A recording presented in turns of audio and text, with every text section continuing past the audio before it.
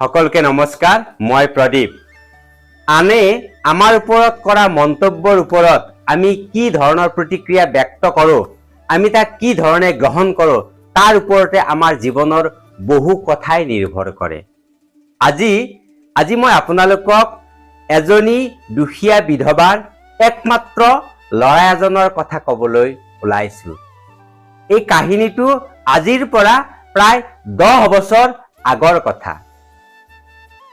ল'ৰাজন পঢ়াত খুবেই ভাল আৰু দুখীয়া হোৱা কাৰণে ওচৰৰ প্ৰাইভেট স্কুল এখনত সমিতিয়ে আলোচনা কৰি তাক বিনামূলীয়াকৈ পঢ়াৰ ব্যৱস্থা কৰি দিলে আৰু সি সকলো শ্ৰেণীতেই ভাল ফলাফলেৰে সি আগবাঢ়ি গৈ সি তেতিয়া 10 বছৰ আগতে সি তেতিয়া ক্লাছ 9ত পঢ়ি আছিল।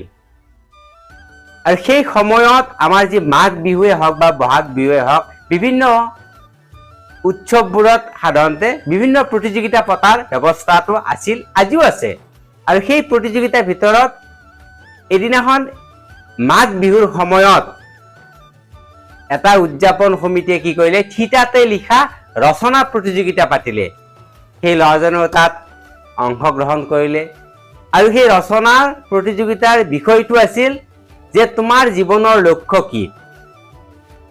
তাত ইনষ্ট্ৰাকশ্যন দিয়া হ'ল যে তোমাৰ জীৱনৰ সঁচা লক্ষ্য ক'ব লাগিব, কাৰোবাৰ পৰা কপি কৰা বা ক'ৰবাত পঢ়ি পোৱা কথা নহয়। তোমাৰ জীৱনৰ সঁচা অনুভৱ, তুমি কি হ'ব বিচৰা তাৰ ওপৰতে তুমি ৰচনাখন 3 ঘণ্টাত লিখিব লাগিব। সেই ল'ৰাজনেও লিখিলে, সকলোৱে লিখিলে। তেতিয়া এই ল'ৰাজনে কিন্তু তাত ৰচনাখনত এইখিনি কথা লিখিছিল যে সি ডাঙৰ হ'লে ভৱিষ্যতে তাৰ এটা নিজা ডাঙৰ কোম্পানী থাকিব, তাৰ মাৰ্চিডিজ গাড়ী থাকিব আৰু সি মাকৰ সৈতে গোটেই পৃথিৱী ভ্ৰমণ কৰিব। এই কথাখিনি সি সুন্দৰভাৱে বৰ্ণনা কৰি ৰচনাখনত লিখিছিল। যেতিয়া আবেলি ৰচনা প্ৰতিযোগিতাৰ ফলাফল ঘোষণা কৰিবৰ সময় হ'ল, তেতিয়া ঘোষণা কৰা হ'ল প্ৰথম, দ্বিতীয়, তৃতীয়, তাৰ নাম কিন্তু নাহিল। ঘোষণা কৰাৰ পিছত তাৰ উদ্যোক্তাগৰাকীয়ে তাৰ নাম কাটি নাম কাঢ়ি মঞ্চৰ ওচৰলৈ মাতিলে আৰু তাৰ ৰচনাখন দেখুৱাই ক'লে, ইটো একেবাৰে দুখীয়া এজন ভিকহুৰ ল'ৰা, ই ৰচনাৰ কি লিখিছে আপোনালোকে জানি লওক। এই ল'ৰাটোৱে ভৱিষ্যতে বোলে এটা কোম্পানীৰ মালিক হ'ব, তাৰ মাৰ্চিডিজ গাড়ী থাকিব, বিল্ডিং থাকিব আৰু মাকৰ সৈতে গোটেই পৃথিৱী ভ্ৰমণ কৰিব। এই অলিক সপোন দেখিছে ই।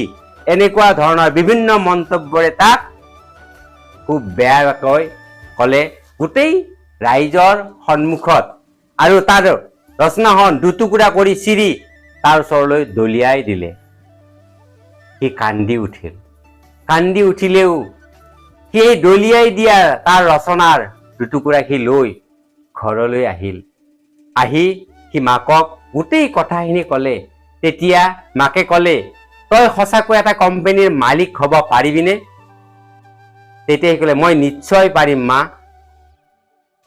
তেতিয়া ক'লে, তই যদি পাৰ তেতিয়াহ'লে মই তোক সকলো দিশৰ পৰা সহায় কৰি যাম, কিন্তু এই ক্ষেত্ৰত মই অজ্ঞানী, গতিকে তই এই ৰচনাখন নি কাইলৈ তোৰ স্কুলৰ ছাৰজনক দেখুৱাবি। ছাৰজনে কি কয় তাৰ ওপৰতে তোৰ ভৱিষ্যত নিৰ্ভৰ কৰিব। মাকৰ কথা মতে ল'ৰাজনে পিছদিনা স্কুললৈ গৈ তাৰ আটাইতকৈ মৰমৰ শিক্ষকজনৰ ওচৰলৈ গৈ গোটেই কাহিনীখিনি ক'লে আৰু সেই দুটুকুৰা কৰি দিয়া ৰচনাৰ কপিটো দেখুৱালে। শিক্ষকজনে ৰচনাখন পঢ়ি আচৰিত হ'ল। ইমান সুন্দৰকৈ সি বৰ্ণনা কৰিছে, ইমান খাৱলীল ভাষা, তাৰ প্ৰকাশভংগী ইমান ভাল। তেতিয়া শিক্ষকজনে চাই ক'লে, তুমি বাৰু সঁচাকৈ এই কথাখিনি লিখিছা, সেইটো তোমাৰ মনৰ অনুভূতি নে তুমি কাৰোবাৰ পৰা কপি কৰা কথা?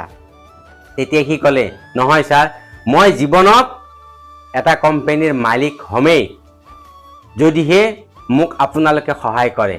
তেতিয়া সেই প্ৰাইভেট স্কুলৰ শিক্ষকজনে ক'লে, মই তোমাক প্ৰতি মুহূৰ্ততে সহায় কৰি যাম আৰু তুমি যদি এই ৰচনাখনত লিখা প্ৰতিটো কথা, প্ৰতিটো সপোন, তোমাৰ প্ৰতিটো সপোন যদি বাস্তৱত ৰূপায়িত কৰিব খোজা তেতিয়াহ'লে তুমি মোৰ প্ৰতিটো কথাই তুমি শুনিব লাগিব। তেতিয়া সি ক'লে, ছাৰ আপুনি যি কয় মই তাকে কৰিম, মাত্ৰ মোৰ সপোনখিনি বাস্তৱ হ'ব লাগিব। তেতিয়াৰ পৰাই সেই দিনাৰ পৰাই সেই শিক্ষকজনে তাক প্ৰতিটো কথাতে নিৰ্দেশনা দিবলৈ আৰম্ভ কৰিলে, গাইড দিবলৈ আৰম্ভ কৰিলে। এনেদৰে গৈ গৈ সি মেট্ৰিকত ভাল ফলাফল কৰি সি কলেজ পালে। আৰু তথাপিতো তাক প্ৰতি মুহূৰ্ততে সেই প্ৰাইভেট স্কুলৰ শিক্ষকজনে সি ডিগ্ৰী পঢ়ি থকাৰ সময়তো প্ৰতিটো মুহূৰ্ততে তাৰ পথ প্ৰদৰ্শক হৈ ভগৱানৰ দৰেকে তাৰ লগত প্ৰতি মুহূৰ্ততে লাগি থাকিল। আৰু 10 বছৰ পিছত সি সঁচা সঁচিকৈ এটা কোম্পানীৰ মালিক হ'ল। আৰু গুৱাহাটীত থাকি তাৰ পৰা যেতিয়া গাঁৱলৈ আহিল, সি মাৰ্চিডিজ গাড়ী এখনত তাৰ মাকক লৈ পুৰণি গাঁওখনলৈ আহিল। তেতিয়া সকলোৱে দেখি আবাক হ'ল। সি পোনে পোনে সি তাৰ সেই প্ৰাইভেট স্কুলৰ শিক্ষকগৰাকীৰ ওচৰলৈ গৈ ভৰি চুই প্ৰণাম কৰিলে। এইটো এটা সৰু কাহিনী। এই কাহিনীটোৰ পৰা আমি এইটো কথাই বুজিব পাৰোঁ যে বিভিন্ন সময়ত আমাক, আপোনাক বা তোমালোকক বিভিন্নজনে বিভিন্ন কথা কৈ আমাক কেতিয়াবা আমাৰ লক্ষ্যৰ পৰা বিচলিত কৰিব বিচাৰে বা আমাৰ যিটো লক্ষ্য সেইটো শূন্য যেন দেখুৱাব বিচাৰে। কিন্তু সেইবোৰে কৰা মন্তব্যৰ ওপৰত আপুনি বা আমি কেনে ধৰণৰ প্ৰতিক্ৰিয়া ব্যক্ত কৰোঁ, তাক আমি কি ধৰণে লওঁ, তাৰ ওপৰতে আমাৰ জীৱনৰ বহু কথাই নিৰ্ভৰ কৰে।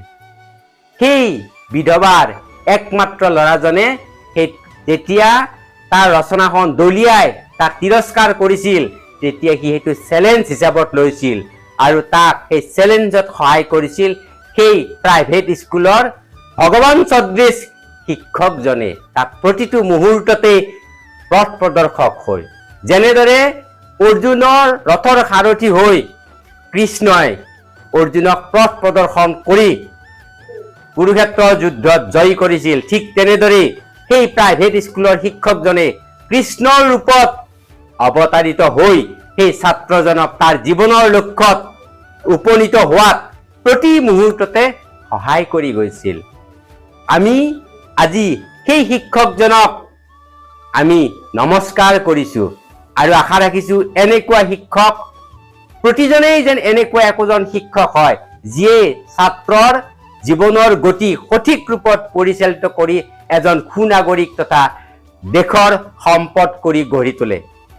আজিলৈ এৰিলোঁ, পুনৰ আপোনালোকক লগ পাম যদিহে মোৰ এই চেনেলটো আপোনালোকে ছাবস্ক্ৰাইব কৰি ৰাখে।